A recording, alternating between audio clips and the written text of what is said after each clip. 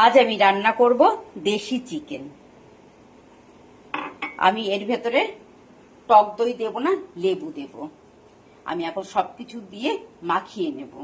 আলুগুলো আমি লাল লাল করে ভেজে নিয়েছি। এবার এই তেলের মধ্যে যেহেতু কাঁচা লঙ্কার তরকারি করব, একটু চিনি দিয়ে দিলাম। একটা গন্ধ বেরোচ্ছে, এবার পেঁয়াজগুলো দিয়ে দেবো। পেঁয়াজটা হাফ ভাজা হয়ে গেছে। এবার এর ভেতরে কাঁচা লঙ্কা, আদা, রসুন, টমেটো বাটাটা দিয়ে দিলাম। তো এটা দেশি মুরগি, একদম মটনের মতনই কষাতে হবে। মাংসটা কষানো হয়ে গেছে। ওপরে একটু গরম মশলার গুঁড়ো ছড়িয়ে দিলাম। এবার দুটো সিটি দিয়ে দেবো। এই হয়ে গেল আমার দেশি চিকেনের ঝোল।